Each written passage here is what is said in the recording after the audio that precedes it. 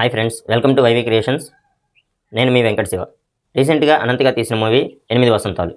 ఈ మూవీలో మన హీరోయిన్ కరాటే మార్షల్ ఆర్ట్స్ చేస్తూ ఉంటుంది. తను గురువుకి ఎంత ఇంపార్టెన్స్ ఇస్తుంది, గురువు కోసం ఎంతవరకు వెళ్తుంది అనేది ఈ స్టోరీ భయ. ఈ స్టోరీలో కొత్త కొత్త క్యారెక్టర్స్ని తీసుకొని చేశాడు, చాలా బాగుంది.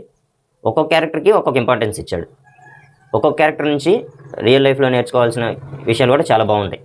ఈ మూవీలో కార్తిక్ క్యారెక్టర్ ఉంటుంది. తన డ్రీమ్ గోల్ కోసం ఎంతవరకు వెళ్తాడు అనేది చూపించాడు ఈ క్యారెక్టర్లో.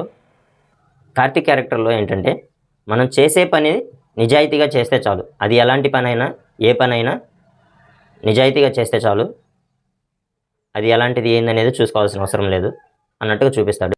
ప్రజెంట్ జనరేషన్లో 10 మంది ముందు చెప్పుకోదగ్గ పని అయితేనే పని అనుకుంటున్నారు, కానీ అది కాదు. మనం చేసే పనిని నిజాయితీగా చేస్తే అదే 10 మందికి తెలుస్తుంది. అది మంచి పని, వాడు నిజాయితీగా చేస్తున్నాడు అనుకోవచ్చు. కార్తిక్ క్యారెక్టర్లో ఆ స్టోరీని చూపించాడు, చాలా బాగుంది. ఈ మూవీలో ఒక సీన్ ఉంటుంది భయ్య.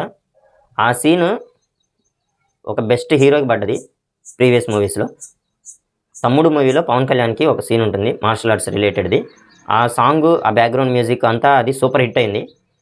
కానీ ఇది చిన్న సినిమా, బడ్జెట్, దానికి తగ్గట్టు మ్యూజిక్ అవన్నీ ఉన్నాయి కాబట్టి ఇది ఓ రేంజ్లో ఆడకపోవచ్చు. మేబీ సాంగు, మ్యూజిక్ అంతా ఏం లేదు. ఒక గురువు గారి దగ్గర మార్షల్ ఆర్ట్స్ నేర్చుకుంటూ ఎలా ఉంటుంది అనేది అక్కడ ఎలా చూపించాడు, ఇక్కడ ఎలా చూపించాడు అనేది డిఫరెన్స్ అనేది అర్థమవుతుంది. ఇందులో మన హీరోయిన్ గురువుగారి కోసం ఎంత పని చేయడానికైనా వెనకాడదు. శృతి క్యారెక్టర్ని తన గురువుగారి కోసం ఎంతవరకు వెళ్ళడానికైనా వెనకాడదు అన్నట్టుగా చూపిస్తాడు. తన గురువుగారి కోసం ఏమైనా చేస్తుంది. అతని అస్థికలు తీసుకొని కాశీలో కలపడానికి వెళ్తుంది. అక్కడ జరిగే సన్నివేశాల్లో ఒక ఫైట్ ఉంటుంది, మెయిన్ ఫైట్.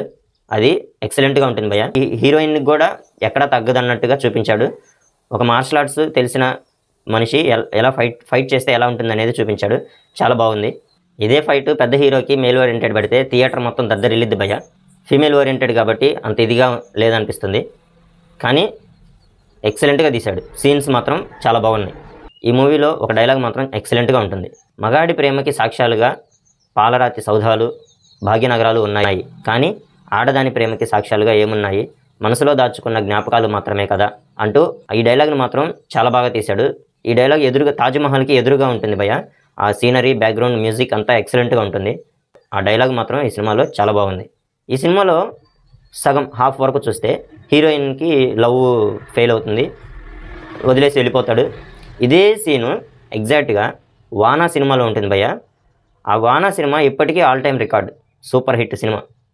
సాంగ్స్, మ్యూజిక్ అంతా సూపరు. సెకండ్ హాఫ్ నుంచి మన హీరోయిన్కి ఇంకో హీరోని పరిచయం అయ్యేలా చేస్తారు. అక్కడి నుంచి మళ్ళీ సీన్స్, స్టోరీ అంతా చాలా బాగుంటుంది. మళ్ళీ ఇక్కడి నుంచి మేల్ ఓరియంటెడ్ లవ్ స్టోరీ కింద చూపిస్తాడు మళ్ళీ. ఈ మూవీ చూడడానికి చాలా స్లోగా ఉంది అనే కానీ excellent movie, feel good movie. ఈ మూవీలో అన్ని చిన్న చిన్న క్యారెక్టర్స్ అయినా ఒక్కొక్క క్యారెక్టర్కి ఒక్కొక్క ఇంపార్టెన్స్ ఉంది భయ్య. ఫణీంద్ర నారిశెట్టి డైరెక్టర్ మాత్రం చాలా ఎక్సలెంట్గా తీశాడు, సూపర్ ఉంది మూవీ. ఈ మూవీకి నేను ఇచ్చే రేటింగ్ 3.5, 4 రేటింగ్. ఈ వీడియో నచ్చినట్లయితే లైక్ చేసి షేర్ చేయండి. ఇలాంటి వీడియోలు మరిన్ని కావాలంటే కింద కమెంట్లో పెట్టండి. సబ్స్క్రైబ్ చేయండి. Thank you.